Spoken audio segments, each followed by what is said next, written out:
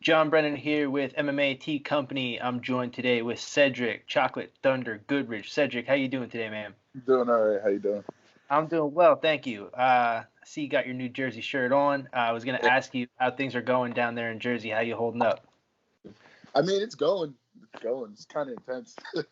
Yeah, But I mean, doing the most we can, like in-home workouts or whatnot. If you see my story, you'll like you see a bunch of like what I'm going through right now. But I mean, doing the best as we can, like while we're going through this whole like pandemic or whatnot. yeah. I think everybody's kind of handling it different. One common theme that I've noticed through, following fighters, talking with fighters, kind of being in the community is everybody is still trying to do what they can to stay in shape. I Yeah, haven't really seen a whole lot of people falling off or just, sitting on the couch eating potato chips, anything like that. for real. Definitely not trying to get too out of it because I mean, we don't really know what's gonna happen. So Mhm.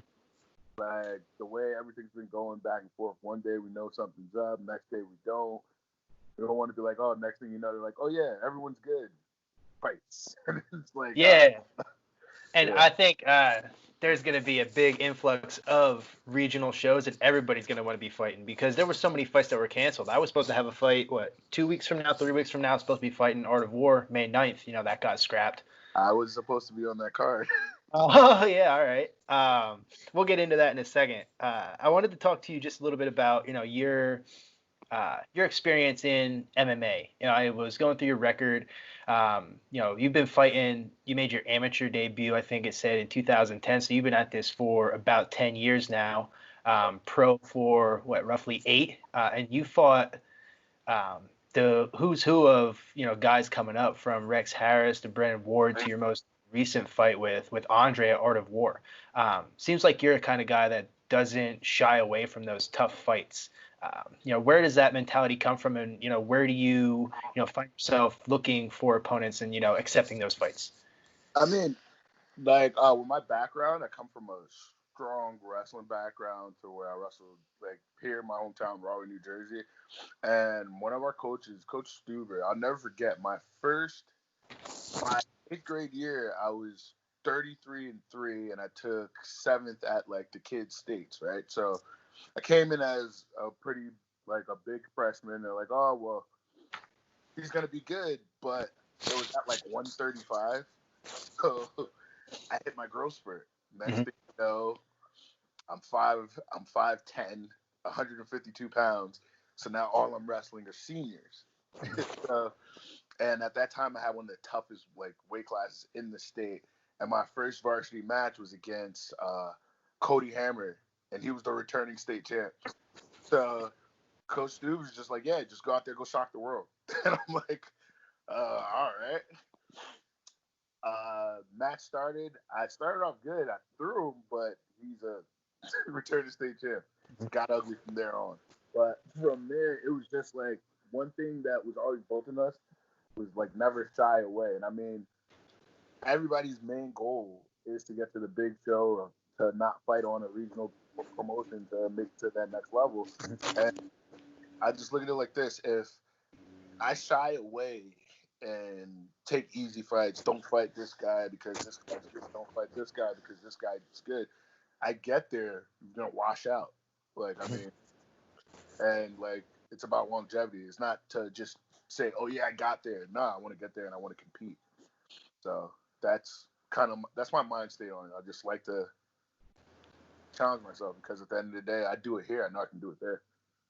Sure, absolutely. And for having the experience that you have as a pro, you're still fairly young in the sport. I'd say you're just kind of hitting your athletic prime now. You're what, 30, right? Yeah, I do 30. So with that being said, I talked to Bookwalter a little bit about, getting that man strength when you get to around your 30s. Are you feeling different? Are you feeling like you're hitting kind of that stride? No, it's weird. I'm starting to feel like I am feeling stronger. And one thing I used to have an issue with is like my weight cuts or whatnot. But for some reason, it's like everything's starting to get easier. Though, like I thought it would get harder the older I got, but now it's just like, oh, I'm walking around at more of a decent weight, not as big as I usually get before fights or whatnot. So I mean, I feel like yeah, I'm starting to hit that, and that So I wanted to get to fighting so I could really test that out. Yeah, I'm in the same boat, man. I was really looking forward to this year, coming off some injuries, and just there was shows lining up where we'd be able to fight every 2-3 months for Mike. Yeah. Now I want to talk to you about that May 9th card. I had an opponent that I was just about to sign contract with, getting ready to fight. You had said that you were getting ready to fight an opponent too. Any insight on what that fight was coming up on the 9th? Yeah, I was. We're actually looking. I was gonna main event that card. Before the 9th, I was supposed to fight in April, on April 4th. I was supposed to do a Muay Thai, the first ever Muay Thai small gloves fight against one of my boys, actually. We fought before, and then we were like, yo, let's fucking do it. It'll be the first one. Let's do it. And that fight got scrapped. So I'm like, I don't know. But when Mike came to me about the May 9th, we loved the opponent, and it was just more of the fact that, we both agreed. And it was like, all right, it happened. And as soon as we got to getting ready to do it, it's just this whole thing just came and said, hold up. So, Yeah, I was in the same boat, man. I was gonna start my fight camp the week that Mike sent us that group message saying that the fight was off. I was ready to go in. I had, my buddy Christian Carr. He was gonna be my main training partner. I've been training, ready for that, and it's kind of, on hold now. yeah. Now looking, forward into the future, do you have a goal of how many fights you want to get in a year, or how much you want to fight, in a certain amount of time, anything like that? I mean, I just want to stay as active as possible. In the Andre fight, I ended up breaking my hand, so Mm-hmm. it was more of I had to sit on the sideline, and it was just long breaks, really not a fan of. So if I can get through the fight healthy, and if there's a fight in a month after, I'll hop on that. So it's just more about just being active and staying healthy. I am getting older, so I actually have to stretch before practice now. So it's more of a I got to take care of my body first, and then as long as I'm good, I can fight. Got you. And circling back on that Andre fight, even though you're from, New Jersey, that fight was in Philly, so it's not too far out of the way for you. Yeah. It still felt when I was in the crowd like Andre's the hometown hero, and you're going into his territory. Do you feel like that gives you extra motivation? Is that something you like doing, don't like doing?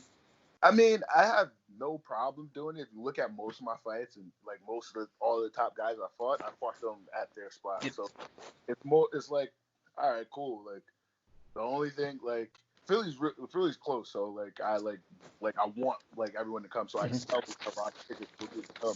Sure. But I'm going out to Massachusetts. I'm fighting their top guys over there. I'm like, all right, well, I don't have to sell tickets, so it just makes it easier. I know I'm still gonna have a crowd come, but it's not gonna be I don't have to worry about the last minute. Hey, you still got tickets? And yeah, I'm in the warm up room. Get it at the door. Yeah. What's one of those experiences that really sticks out in your mind? Somebody wanting something short notice, or trying to get something from you for one of those fights, because I don't think people really understand what we go through as fighters. Oh my goodness, it's just I remember, what was it? Nah, it was early. It was actually my last amateur fight was in Rahway, at the rec center, where I had my first ever wrestling match ever. So literally the place was packed. There was me and two other Rahway guys fighting on the card. So literally all of my whole high school was there. And the alumni, everyone's there. So one of my boys, from back then, was just yo, I'm gonna come through. Can you leave my tickets at the door? And I'm like, all right, but you gotta give me the money for it. He's like, yeah, nah. All right, yo, so when I come or whatnot, I'll just hit you up. I was like, all right, but I'm probably gonna be in the back, so hit up my other boy. And he goes, all right. Nothing throughout the whole time, and this was probably the longest card I've ever fought on. I don't think I didn't fight until 1:30 in the morning, Ye- Yeah, like 1 o'clock in the morning. Like when I tell That's you, wild. every fight that was signed went through, and every fight was going the distance. Oh my goodness! I took a nap and woke up, and the fight was started. I was like, "What's going on?" So literally, I'm hitting pads, and there's like a backside to the rec center, and I went to one of the back rooms. I'm literally hitting pads, getting ready to go out to go do the walkout, and homeboy is at the back door, like, "Yo," like, "Bro, what the doing?" He's like, "Yo, give me tickets." So I said, "What that?" That was probably the wildest one. I was just like, "Yep, not fighting around here." But I mean, shit happens. People are funny. People are funny. Well, like I'll be like, "Yo, I got tickets. I got tickets. Let me know." Week of, on my way down to the event in Massachusetts. Yo, you still got the tickets, bro? I'm already. You gotta come out here. Yeah, and I mean, I shouldn't say never, but it's very rare that I'll turn down getting a ticket to somebody. I'll go through hell or high water to get those tickets out. Exactly. We'll still do it. Like, we'll still do 'Cause it. Like, all right, as yo. many, as many people are there that'll support me, I'll take all that support I can get. But it comes to a certain point when I'm already in the venue, I'm like, I don't know, I can't help you.